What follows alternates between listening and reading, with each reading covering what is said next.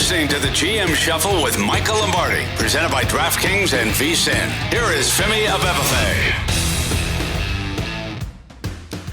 Welcome to another edition of the GM Shuffle with Michael Lombardi, presented by DraftKings and VSiN. I'm your host, Femi Abebefe. As always, make sure to subscribe, rate, and review wherever you get your podcasts. Our producer, Elliot Bowman, with us on the ones and twos. Michael, this is the Monday after Week 2 Sunday slate. We still have 2 games to go later on tonight. We'll get to that doubleheader at the end of the podcast, but it was not a good Week 2 for your boy. And from a betting perspective and from a survivor perspective, the $9 million dream is over, Michael. It's over. Yeah, I feel so bad. And, for people that don't have the Lombardi line on weekends or didn't listen, my grandson, I was in Charlotte this past weekend. So my grandson, Leo, came over and made an appearance on the air with Dean, his brother, and they're sitting on my lap. And I asked Leo who he liked, and he liked Baltimore. And you picked Cincinnati. So credit. I mean, maybe you should have consulted Leo. I'm saying. Next year we're calling 1-800-LEO Saturday afternoon before I have to submit. We got to call that. He also had the Raiders too. Of course, his daddy works there, so but he had to suffer through that one just like I did. The other one that was, it was interesting because I was feeling so bad for Stormy because I didn't convince her, but I was making a strong case why the Giants were a good survivor pick. I was making a strong case for that. And she went with it. And I'm getting texts from her. I felt so bad. Oh, no, she was like, she wasn't mad at me. I mean, she was just, I hate the Giants. I've always hated the Giants. I don't like them. They came through. They make this incredible comeback, and I'm sitting there. And Russo took the Giants on the pool on. So we do Friday, we pick games, right? Yep. And he loves to take the Raiders. So he knows, because it forces me to root for the Raiders to win, and then it gives him the chance to win his pick. So he took the Raiders, he took the Giants, and he took Baltimore too, actually. So he went 1-2, but as that game was going on, I was flying home and I'm watching it on DirecTV on the plane, and I'm like, don't tell me he's going to luck out and cover this game at 4.5. And, because you could just tell there was a certain point in this game, I don't know how you felt, that the Giants were going to win the game. You just felt like that, right? Oh, 100%. I was texting back and forth with my brother because he was rooting against the Giants since we're Cowboys fans and rooting against NFC East teams. And he's like, I think the Cardinals might do it. And I was like, I don't think so. I think they're out of gas. Like they hit that point to where it's like, they have nothing left. And defensively, I mean, the Giants, every play was like a 20-yard gain for the Giants in the second half. It was, I don't know what the Cardinals were doing defensively there. But yeah, it was. It was brutal. I mean, when you look at the drive chart, just go to the drive chart. They go punt, punt, punt, interception, end of half, right? Mm-hmm. Okay. Then you go touchdown, touchdown, touchdown, touchdown, field goal. I mean, like that's what I expected in the first half. And the Cardinals drive chart went missed field goal, touchdown, touchdown, field goal, field goal. Then they went touchdown, punt, punt, punt. I mean, the fourth quarter, which we talk about all the time on this program, I mean, the Cardinals had 17 plays in the fourth quarter. They got 3 first downs. Mm-hmm. That's how you're going to win. Whereas the Giants had 13 first downs in the fourth quarter.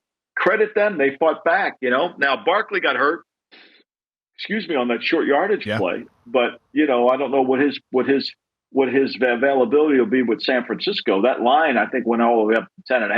Look, let's say this. I like the Giants because I always feel like they'll beat bad competition, but it took everything in their power to win this game against the Cardinal team that you and I both know isn't very good.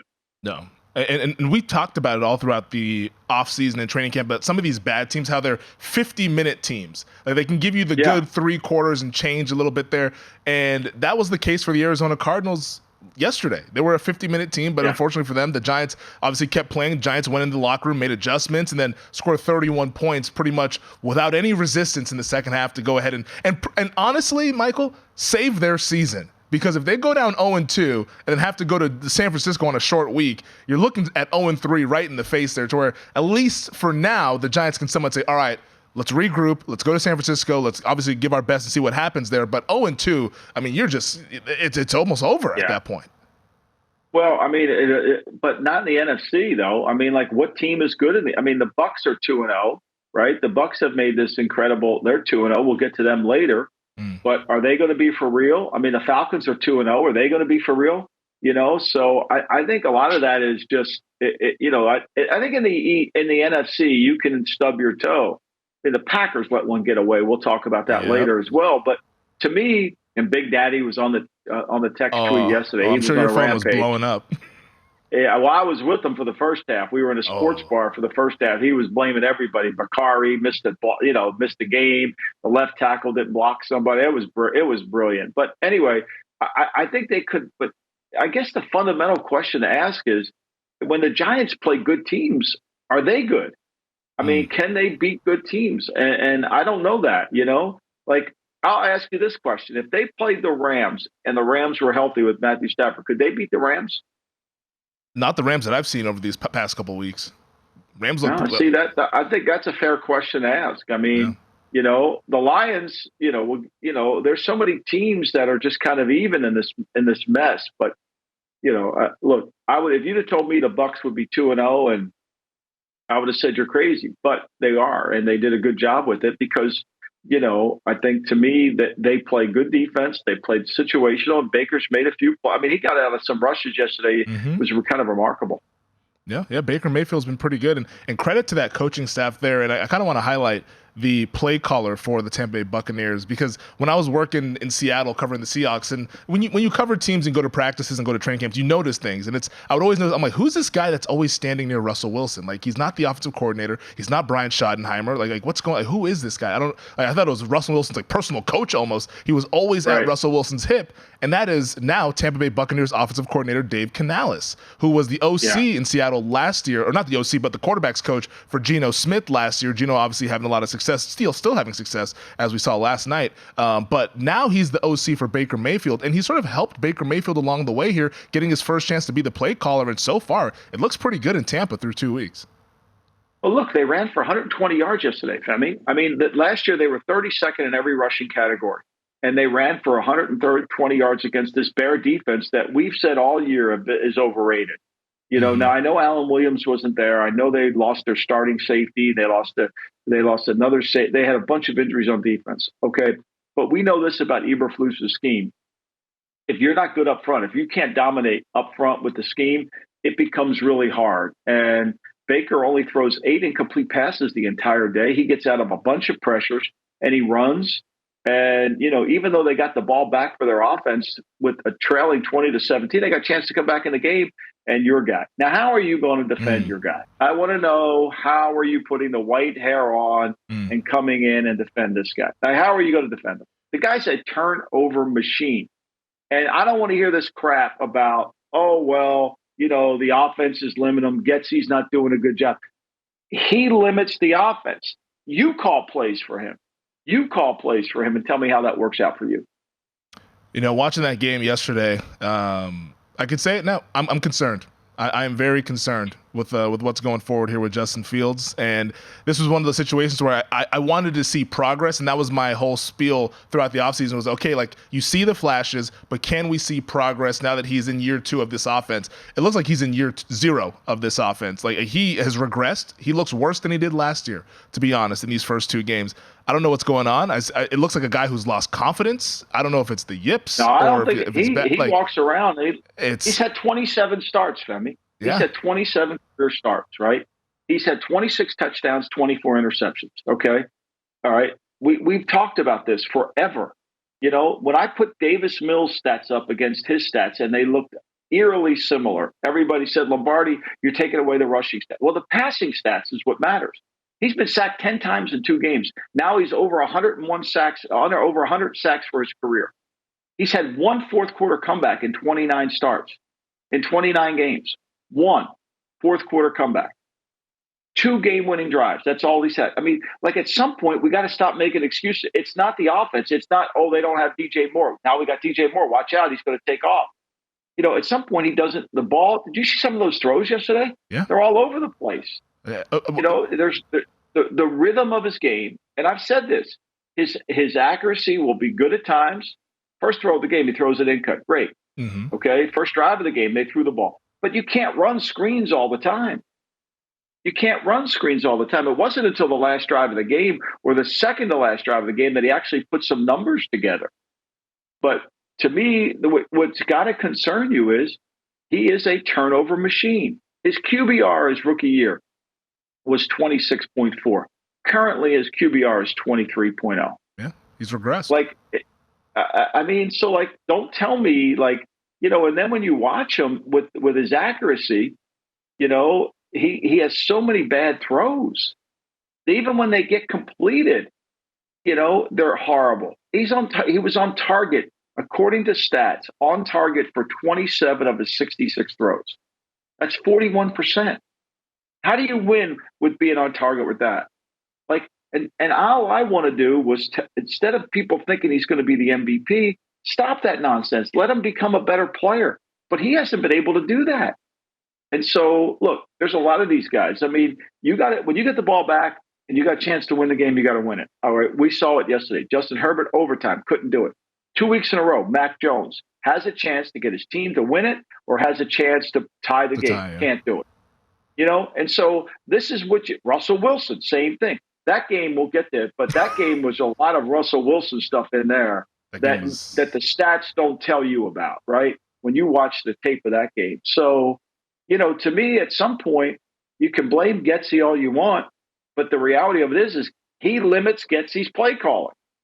Yeah, well, I don't even like Getsy. People are talking about him. Like, I just want to talk mainly about Fields, and I think the word that you use that is what shows up whenever I watch Fields. It's the rhythm. It's not there, and like the inaccuracies that you see, those are concerning. But the more concerning thing to me are the when he doesn't pull the trigger. When it's it should be out. It's open. Throw the ball, and he doesn't do it, and that's what creates the sacks. And that's what creates the sacks. But he didn't do it. But that's what happens. That is what I've said all along. He does it. Rhythm is part of being able to see it. And sometimes guys are not open and you got to throw it because they're going to be open by the time you get the ball there. One of these days we'll have a larger conversation about some of these quarterbacks coming out of college there because I do think it's interesting, but we'll get to some other games on the other side. Speaking of the New England Patriots and Mac Jones, we'll talk about that Sunday Night Football game. My day was hanging in the balance with that one, and it didn't go well for me. This is the GM Shuffle on the DraftKings Network.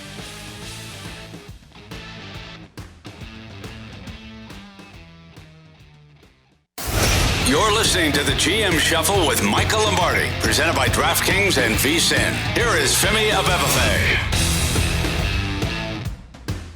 Sunday Night Football last night, we saw the Miami Dolphins go ahead and beat the New England Patriots 24-7. Miami improves to 2-0, 2 road victories to start the season for the Dolphins. Big for them there. The Patriots' 2 home losses now falling to 0-2. And I guess we'll get the joke out now. Wow, what a strange ending of the Sunday Night Football game. That's what everyone's talking about over there on X. But man, I think this is another one where New England kind of let things slip away with these untimely turnovers on the plus side of the field. Yeah, I mean, 2 fringe red turnovers, right? Douglas fumbles that ball. They don't convert. Mac Jones continues to throw these 50-50 balls that get intercepted. I don't understand it. And then the longest pass. Look, the Patriots had the longest pass play of the game was 14 yards. They actually had a longer run. Mac Jones had an 18-yard scramble. Yeah. So, the Patriots are not making any explosive plays. They average 7.5 per completion. You're not beating anybody with that, and they never could get control of the game. And I give McDaniels credit because he ran it 30 times. I mean, they were going to take Tyreek Hill out of the game. He had 5 catches for 40 yards, right? Mm-hmm. And so that they gave him. And I was disappointed in the Patriots' run, the physicality of their front. They really never got in front of Tua. They never got in front of him. They really never altered his throw. He had 1 bad interception, but he kept throwing slants. And, his longest play was 32 yards, but still, he was able to be in rhythm. He never got him up, never got him out of rhythm.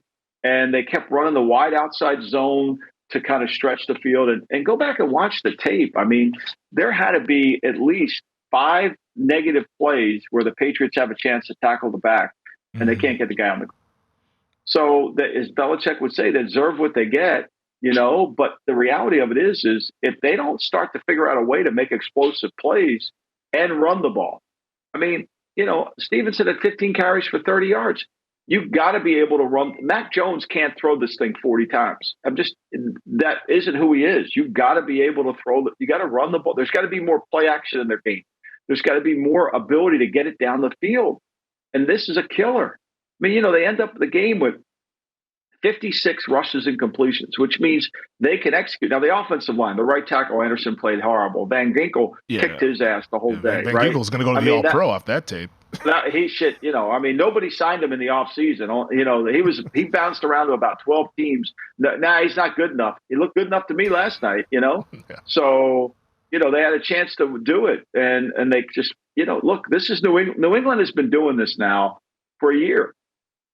Bad penalties at the wrong time, players not playing well enough to win the game, and turning the ball over. I mean, and it all goes back to what Bill has preached his whole career. We got to avoid losing before we can win. And in 2 weeks, they haven't avoided losing. Why is that? Is it because it's a younger team? Like, because you mentioned that this has been going on for about a year now. Like, it just seems so. Yeah, it's a younger team. Well, I mean, last year they blamed Patricia for everything. I mean, but look, I kept saying that Jones is a rookie. Average his percentage of interception was at 2.5. Last year it was at 2.5. Nobody said anything. They just blamed Patricia. But at some point, Mac said in the paper after, well, it just wasn't our day. Well, Mac, it's got to be your day. Yeah. Like the last 2 weeks haven't been your day. Like at some point, if you're going to be a starting quarterback in the NFL, you got to make plays. Now, I grant you the offensive line did not play well. That line has been in flux. They didn't have Trent Brown last night at left tackle, but the kid Lowe who played over there played half decent, played better than Anderson did. But when they don't run the ball, I mean, we'll get to Dallas in a second, but to me, all this shotgun stuff has limited run games. And you got quarterbacks who are in shotgun who can't carry their team. Like at some point, you got to have balance. You got to run the ball. You got to control the game. Mac Jones isn't going to win the game throwing 40 times. I'm just going to tell you that right now. And I got to give McDaniel credit. I mean, he's got his ability. Morset had 18 at 121 yards, a 43 yard, broke their back. And in spite of all that, the Patriots have a chance to tie the game at the end of the game. They can't make a play. As somebody who bet New England yesterday, it was just an agonizing game because I felt like it was so there for the taking for them, but they just could not make the timely play. And I think what you said about not having those explosive plays, when every drive has to be 12, 15 plays, you're going to make mistakes. Like it's just hard to execute. It's hard to execute. Exactly right. You can't do it all the time. And so you got to find a way to do it. And and if you keep running the same offense, if you keep being in shotgun and you can't make explosive plays, you can say, well, the receivers aren't open. Well, there's sometimes the receivers are open, protection breaks down, but when you have 56 rushes and completions, your execution isn't as bad. But the problem is they can't run the ball. They can't run the ball. They cannot get movement. They're not able to run the ball effectively. They can't break a long run. I mean, Stevenson had a 12-yard run early in the game, and the longest pass play is 14 yards. Who are you beating with that? And they hold Miami to 30. The biggest play was the slip screen on 2nd and 19. They give up a 32-yard gain. Last question on this game before we move on. Was it the right call? Was Cole Strange short of the first down? Because I know a lot of people were arguing about that. I couldn't tell. I mean, I thought he got the first down, but who the hell knows? Yeah. I mean, you imagine we're sitting here debating Cole Strange to get the first down. Right. I mean, I was like, it's a real question that I asked. I mean, what an ending. And how about this? I mean, Xavier Howard, he has 4 penalties now in his career this year so far, and they never got away from him. Like, you got to make plays, and they just couldn't make a play. And Douglas's fumble, he's got a nice little gain going, and he fumbles. Max got a nice little thing going. Oh, we'll throw another one of my jump ball specials, and I gave the receiver a chance, but it didn't work out. Yeah, how many more games are you going to lose like that? Yeah. It's been 2 so far this season, and we're only at week 2. Another team that is now facing an 0-2 hole is the Cincinnati Bengals. This team has won the AFC North, I should say, the last couple of years. They lose to the Baltimore Ravens 27-24, like we talked about at the top of the podcast, knocking me out of Survivor. That's unfortunate, but you guys want to hear about the analysis with this game. Baltimore, on their side of things, that offense looked really good. Mark Andrews is back. Lamar Jackson was phenomenal yesterday. Ravens win at 27-24.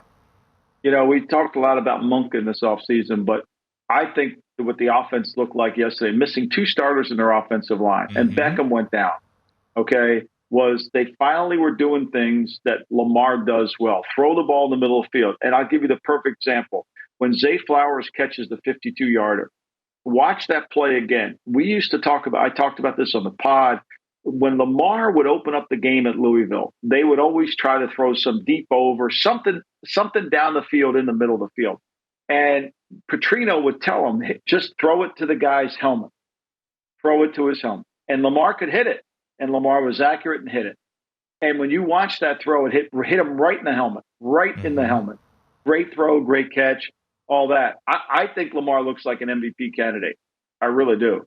He won that game single-handedly. He gets the ball back with 5 minutes or something to go in the game, and they take it over. He's got 12 rushes. He played poised. He converted third downs in the game. Since he's not the same team defensively as they were last year, they've got injuries. I mean, Baltimore's 9 for 14 on third down in the game. But since he couldn't, even since he was good, they're 10 for 15 on third down. The problem was they couldn't make an explosive play. They averaged 4.9 a play. They only had 57 plays. But I think Burrow, I'm watching the game, and I wrote it in my notes. I thought before the announcement that I just didn't think he had any zip on the ball. He couldn't drive the ball. He didn't, I thought his calf was a problem. It really was. And this offensive line, Jonah Williams got his ass kicked. He got his ass kicked. Clowney got a sack on him. I mean, that's a problem for him at right tackle. Yeah, no, it's a big problem there. And obviously I was watching this game intently with it being my survivor play. And it felt like these two teams were kind of going back and forth. You mentioned the third down conversions there, neither defense being able to get off the field. But that game really turned there on the opening drive of the second half where the Ravens, to steal a tennis term, were able to kind of break serve and get that red zone interception. Because at that point, Baltimore then was just in control, up double digits, and the Bengals were just chasing the game. And it's hard to chase the game when your quarterback is not immobile, but you can tell just couldn't really trust the calf there, which he ultimately ended up re-aggravating, in his words. And well, they moved him once, and it was a big gain. I mean, and that was an inexcusable interception. He stared down Geno Stone the whole time. Yeah. And I mean, I think Joe would like to have that one back. That was really not who Burrow is, but he made a bad throw. Look, the one thing about this Raven team, you can't count them out. Nope. And the way Lamar played, and the way that Gus Bradley ran the ball, they ran the football effectively in there. I mean, it is. I mean, look, they are Gus Edwards. Excuse me, I said Gus Bradley, defensive coordinator of the Colts. I mean, they're resilient. They really are resilient, and they play hard. And they gave up. One of the things the Ravens typically do is they missed a long field goal. I think it was like 59 yards. Tucker missed one, and they give up a punt return for a touchdown. I mean, other than that, Charlie Jones takes one back 81 yards. I mean, they called a penalty on the play and they picked up the flag.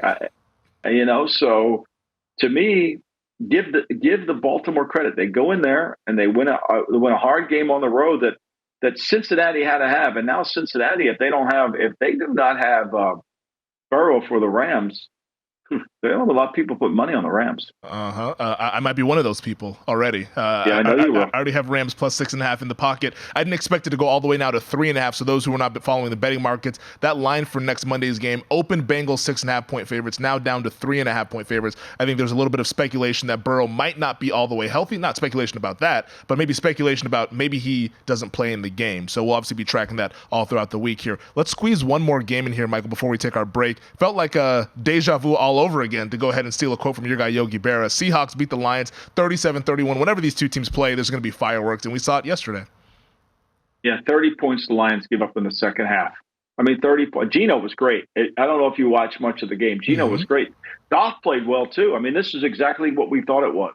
Both teams offensively could move the football. The Lions had 418 yards. I mean, it was a little deceiving, right? But the Seahawks get the drive at the end, in overtime, and they take it down the field and they win the game. And I thought Geno was really good. I thought Geno played well. But again, it goes to the fourth quarter is where all these games matter, right? And that interception that they give up is problematic. That Goff throws that interception in the fourth quarter. They come back, they go 60 plays, 60 yards, they score a touchdown. But to me, the Lions give up 30 in the second half at home with crowd noise, with two backup tackles for Seattle. Oh, my. It's not a good sign. Also, the start of that second half, when they fumbled the football, when they had a chance to go ahead and grab control of the game, let Seattle right back into it, and then the shootout was on from there. Seahawks victorious 37-31 in overtime. Both teams now sitting at 1-1. All right, we'll talk Chargers on the other side. There's some interesting sound that we got to play here on the GM Shuffle. You're listening to the GM Shuffle with Michael Lombardi, presented by DraftKings and VSiN. Here is Femi Abebefe. How about this overtime game in Nashville? The Tennessee Titans beat the Los Angeles Chargers 27-24. Every time these teams play, it's a 3-point game either way, but Titans victorious this go around. Chargers now 0-2 after high expectations once again throughout the offseason. This is a funny game. I mean, you would think that the Chargers would not allow big play. I mean, the Titans, for all the conversation we have, right? They give up a 70-yard pass to Burks. Burks has 3 catches for 76 yards. Mm-hmm. You give up an explosive play like that, you can't. Then they give up Moore has a 49-yard play. The 2 plays of 50 yards, 120 of offense. They only had 341 yards. So to me, and that's not who the Titans typically want to be. It just goes to show that, that the the Chargers, they just don't know how to win these games, and nor do they make a team. They make it easier for the team. I mean, they make it easier for the team. I mean, you can't give up a pass play to Burks for 73. You can't do that. And then Tannehill to Moore for 50 yards. I mean, they're back in the game. You got to make the Titans earn it down the field. And once again, like Mac Jones, Herbert gets the ball in overtime, right? Mm-hmm. First of all, he gets the ball with 2:39 to go. Wait a minute. No, he gets the ball to go. He gets the ball to go with, let's see, how much time? Yeah, 2:22 to go. They got timeouts. They got the 2-minute warning, and they're moving it. I don't know if you listen to it. The announcers are telling them they're in field goal range. Who cares about the field goal? Win the goddamn game, right? Go score a touchdown. Win the game. I mean, the Chargers don't call their first timeout until they're at 2nd and 6 at the 10-yard line with 21 seconds left to go. Like, if you go back and watch that thing and just look at how much time was getting eaten up off the clock, I mean, they have the ball. They have the ball at the 2-minute warning at their own 49. At their own 49. And they get Tennessee offsides, which stops the clock, right? Mm-hmm. So now they have the ball at the Tennessee 39 with 1:34 to go in the game, with 1:34 to go, and all 3 timeouts. And they only run 5 more plays before they use their first timeout. 5 more plays. That's all they run. How is that possible? How you got 1:32 to go in the game? You got 1:34 to go in the game. If you should have at least 10 plays. You should have at least 10 plays there. You got 3 timeouts, right? Mm-hmm. And now you say, well, I don't want to score too fast. Well, you're at the 39. I'm not saying to score too fast, right? Right? Mm-hmm. You throw one pass for 14 yards and you let the clock go all the way down, and then he throws an incomplete pass. Then he comes back and he throws short for 11 yards, and the clock keeps running. And then he throws another short pass for 4 yards with 51 seconds on the clock. Why not call timeout there? You got 2nd and 6. But then he throws a short left for 3 yards. He finally calls timeout. He lost from 51 seconds to 27 seconds. He ran 1 play, Femi. Now, I understand he's part of the analytical community and he's brilliant at what he does. I get that. This is inexcusable. This is coaching malpractice, that 2-minute drill. Yeah. You got to win the game there. You got to have more plays to win the game. How do you run this least amount of plays? He's got a 3rd and 5 at the Tennessee 7 with 20 seconds left to go, and he takes a sack, which he's got to call timeout for. I mean, I don't get it. You ran from 51 seconds left. You still have all 3 timeouts. All 3 timeouts. You're at the Tennessee 14-yard line. You're at the Tennessee 14, and you run 3 plays. You run 2 plays. It's a disaster. Nobody said a word about it. No one said a fucking word about it. No one had anything. It was no problem. It was okay. It was okay. I'm screaming. I'm sitting on an airplane watching it. And I'm like, this is inexcusable. Like, this is coaching malpractice. Like, of course, Kellen Moore was the director of the 2-minute drill. And we know he's headed to the Hall of Fame immediately. Do not pass go. Do not collect $200. Baby Walsh. Like, what is this? Like, this is a joke. Meanwhile, your boy McCarthy, who everybody says is the worst play caller in all of football, they all make fun of him, and all he does is take the greatest defense in the history of football, according to the Jet people, and just methodically call a game that just moves it right down the field. Makes you wonder, huh?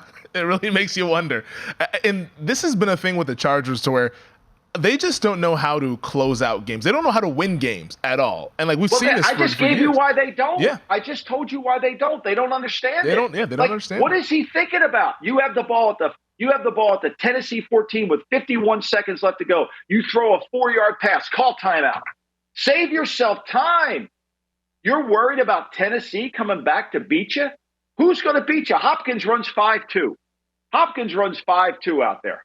You play zone against Hopkins, he'll get open. You play man, he's going to be covered. He'll out-jump you for the ball.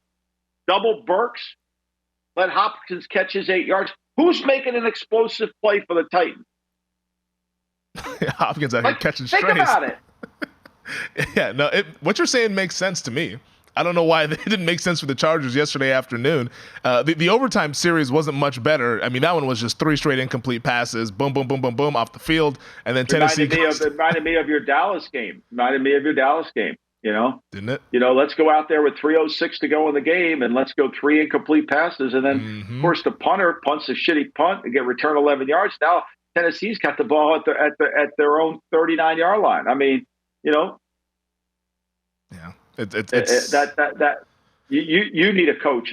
I don't give a shit what the analytical community says. You guys can all defend them all you want. Oh, no. I've been saying it for 2 years. Yeah, you can say it. He can bullshit about all that crap. Well, I don't think it has anything to do with Jacksonville from last year. I think it has everything to do with you don't know how to win a game or handle situational football. It's pretty clear right there. In that 2-minute drive, you got no plays.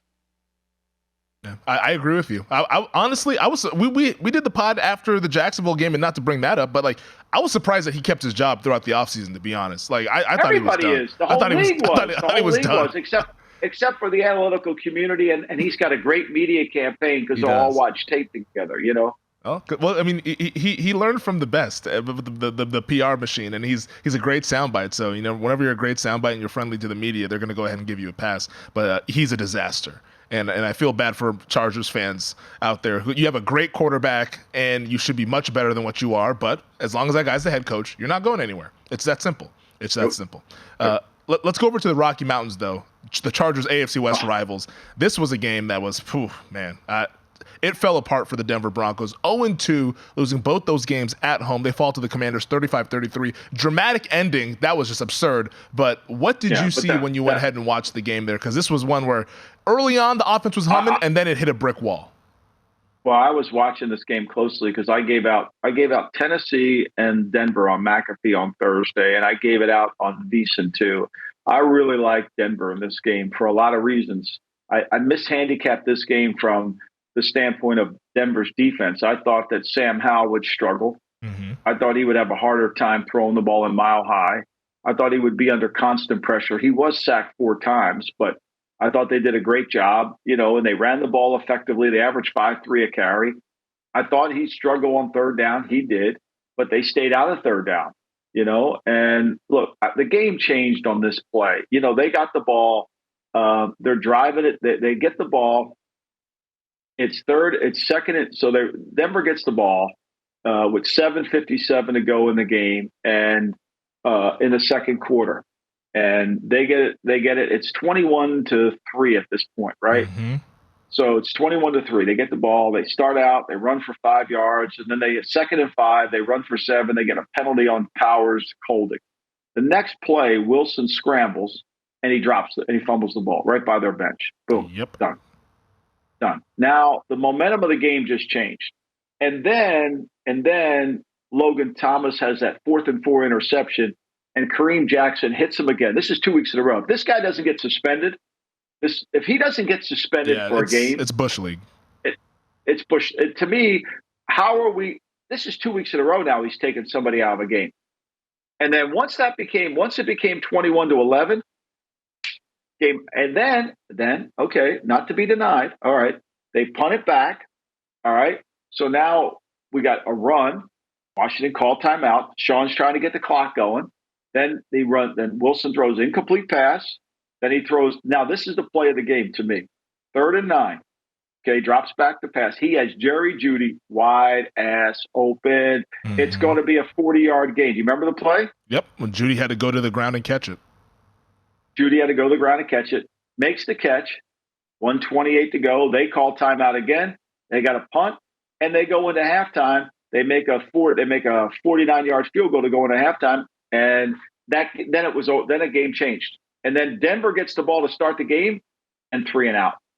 Right there. Wilson takes a 9-yard sack. Glinchey gets called for holding. Game over. So, to me, give Washington credit. I didn't think they could do it, but they were the better team from the moment he fumbled the ball. His stat sheet's going to say it was great, but when you miss throws and you don't make the plays that you have to make in critical times, it's on you, And I'm not telling you that they need to bench Russell Wilson. I'm just saying, don't look at stats and say he played well enough to win. It was like when I was at the Raiders, we had Kerry Collins, and he had 105. Kerry Collins had a career number on his quarterback rating. Not that you believe that, but there was no way he could play any better, and we were 0-3. I don't think Sean could do much more to help Russell. Threw a nice deep ball down the field. They had everything they wanted, except when the game got on the line, they couldn't make plays. It's mind-blowing to me because he was never a turnover kind of guy when he was in Seattle, but I don't know if it's just he's aged and maybe now he's just a worse player, but that fumble that he had near the sideline, I don't think I ever saw that when he was with the Seahawks. He never did that, but I don't know what's happened to him. Because the deep balls, you lose your legs. I think when you lose your legs a little bit, you don't hold the ball as much. Yesterday Kelsey had he jumped for a ball, and usually he catches it, he dropped it, he got hit. It would have been a hard catch, but he's coming off an injury. That's kind of okay, when you don't have your legs, sometimes your hands go. Also, real quick on Kareem Jackson, this from Tom Pelissero. He's saying that it appears unlikely he will be suspended. The league is continuing to review the hit. I don't understand it either. I don't know. It's a joke. He's going on the lamb. I'll give you that one right now. Yeah, because it's absolute Bush League, and it has no place in the game to be doing that kind of stuff. We'll get to the other games and also preview week number 2 Monday Night Football here next on the GM Shuffle.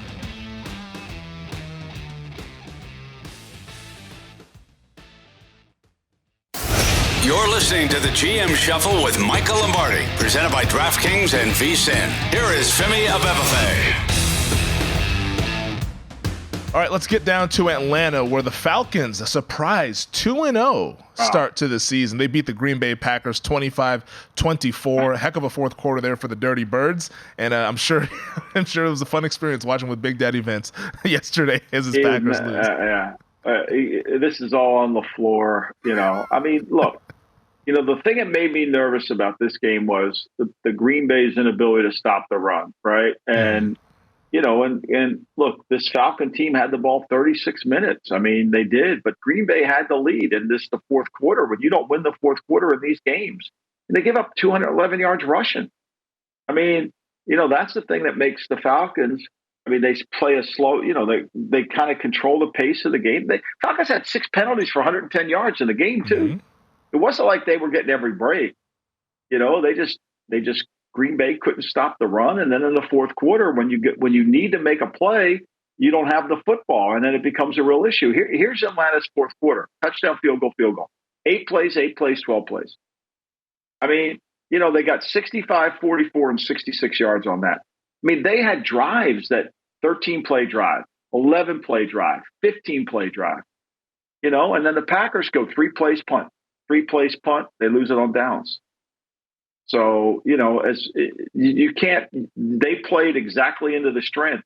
The Falcons had the ball 20 minutes in the second half. Packers only had it 9 minutes in the second half. That's crazy. How you beat anybody with 9 minutes in the second half? And they scored 2 touchdowns in 9 minutes. Think about that, Femi. Think about that. But they don't get a fourth quarter first down. You don't get a fourth quarter first down and you have the lead, you're going to lose. Just ask the Arizona Cardinals. 100%. Last thing for me on this game, Bijan Robinson, man, he looks every bit the guy that we expected. He's terrific. Yeah. That guy, 19 carries, 124 yards, dynamic in the passing game as well. He's already their best player, and I feel like we should see more of him. I know that Algiers a really good player. They go ahead and do the split carry stuff, and they want to preserve Bijan throughout the course of the rookie contract. But man, that's your best player on the team. Like I want to see more of him because he's spectacular. He's really good. I mean, he's really good. This scheme's, they'll be hard to play. When they get the Packers, Mike Barry's defense has always struggled against outside zone teams like this. They really have. Mm-hmm. Yeah, Joe Barry, his defense, for the for the Green Bay Packers, it's been suboptimal. The defense has been really good so far this season. Dallas Cowboys allowed 10 points in 2 games so far this season. They went ahead and shut down the New York Jets yesterday, 30-10. Dallas had it humming on both sides of the ball. I thought Dallas was spectacular on off. I thought they really were. I'm watching that game and I'm thinking Mike McCarthy takes more shit than any coach. He's won a Super Bowl. Everybody gives him shit. He can't run an offense. And all I saw him do against a very good Jet defense is, run it 44 times, and get the lead, did exactly what it needed to do. I mean, Zach doesn't throw the 3 interceptions until the fourth quarter, right? Mm-hmm. I mean, he doesn't throw them until when they get behind. But, you couldn't block them. One of the things I think is clear, bad lines don't travel, right? Yeah. And the Jets have a bad line, and they're going against a really good. That's what I thought Washington would struggle with. They gave up 4 sacks, but they got control of the game. I don't know if Denver got tired or what. That's going to be a problem for New England. They go down to the Meadowlands this weekend. Their offensive line is not playing well enough, and they're going against a good front. Bad lines don't travel. And so this was a perfect example. I mean, look. They took away the run. I mean, Bryce Hall has 4 carries for 9 yards. First play of the game, he loses 4 yards. Yeah. That means now Wilson's going to carry the burden. He's not good enough to carry. He's got 1 play of 68 yards. So he's got 1 pass. So one of his completions was 68 yards. The rest of them, the other 11 was 102 yards. Yeah, think about that. that's not good, but he was going up against arguably the best defense in football. Or take it this way: the other 26 attempts had 101 yards. Think about that: 4 yards a pass. Who you beating with that? Yeah. Right. And so, look, you could say all you want about blame Zach Wilson, and we know he's not good. But when your defense gets behind, and it's 10-7 game. And you make it a 10-7 game, all of a sudden now, then you give up a long drive to them, and they convert the 2-point because you had 2 penalties in the red zone on 2 person. I mean, you beat yourself down there. And, the way the Jets have to win is they have to dominate defense, dominate the kicking game, don't make mistakes, and run the ball. And they didn't do any of those. So, this is why. Yeah. No, they didn't want Zach Wilson to have to be a participant, and then unfortunately in the second half he had to participate in the game, and the only result was what it was. Quarter, though. It was in the fourth quarter. It was just in the fourth quarter. Fourth quarter was 3 interceptions. Yeah. But he's trying to make a play. Now that doesn't excuse himself. But look, think about this though, Femi. We talk about the Falcons having the ball 20 minutes. The Dallas Cowboys had the ball 22 minutes of the second half. 22 minutes of the second half. The Jets only had the ball 17 minutes in the entire game. That's a stat sheet to be proud of. I think, as Tom Hagen said, you owe my client an apology. Somebody should apologize to Mike McCarthy. Oh, well, against a really good defense. He had a really good plan. Mixed his backs up. Still doesn't have Tyler Smith at left guard. Really good. Well, the new thing with McCarthy is, we got to wait for the playoffs. He's got to do it in the playoffs, and the Cowboys will choke in the playoffs. The Cowboys aren't going to convince anybody until they win multiple games in January. So it looks really good right now. Yeah, but this could have been an easy game that you could, Dak could turn it over, and all of a sudden you keep him in. He called a game to win the game. That's been my point the whole time. Meanwhile, the Hall of Famer is still 3 and out on an overtime. Joystick. He's already in Canton. The Niners, they held on to beat a division rival. A tougher game than I think a lot of people thought heading into this one. Tougher than I thought, but what was your reaction when he kicked that field goal? What was your reaction when he kicked that field goal? Luckily, what are you doing? I didn't have any money on the game, but I really felt bad for the people that laid the 7.5 that were San Francisco. I mean, for those who don't know, the closing spread was 7.5. Niners had the 30-20 lead there at the end of the game. And with 3 seconds left, Sean McVay sends the field goal unit out to go ahead and get within the number. Now, obviously, I don't think he cared about the spread, but to go out there and execute a field goal. But it's just, it's one of those bad beats. Even Mark Sanchez on the game was calling. He said, "Oh, that's a bad beat." I found it funny, but I do feel bad for the people that had it with the Niners. Yeah, I mean, one of the things they do against the Niners do against McVay is they take away his ability to really run it, right? Mm-hmm. And I thought Purdy wasn't perfect. I mean, I know he only had 8 incomplete passes, but he had some opportunities that he let a seam route wide open. Now, we got to watch out Ayuk for Thursday night. He got hurt in that game. I don't know how bad he's going to come back. But to me, I give the Rams credit. They find this Puka kid from BYU. Mm-hmm. They target him 20 times in a game, Femi. He averaged under 10 yards a catch. I mean, let's be clear. His longest game was 20 yards. But to me, and Stafford throws it 55 times, and his longest game is 20 yards. Again, you're not beating anybody doing that either. So give the Rams credit, though. They played their asses, but it's a little bit – this is like Miami and New England. Miami's a bad matchup for New England. They're too fast on offense, and they're able to put pressure on the quarterback. And this is a problem for the Rams. The Rams can't ever really run the football effectively enough to take the game away. No, yeah, I completely agree with you. Let's go a little bit rapid fire here. Just kind of your overall thoughts on Chiefs, Jags, Colts, Texans, Raiders, Bills, and then, of course, Thursday Night Football, Eagles beat the Vikings. All right, Chiefs, I don't think their offense is back. Still, they can't make an explosive play, but their defense is really good. Chris Jones made a difference. Now, 2 weeks in a row, hold Jacksonville to 9 points, hold a Lions team to 14. This Chief defense is really good. I'm assuming the offense will come along. I thought Josh Allen was really good. He took the profits yesterday. He didn't try to be a hero.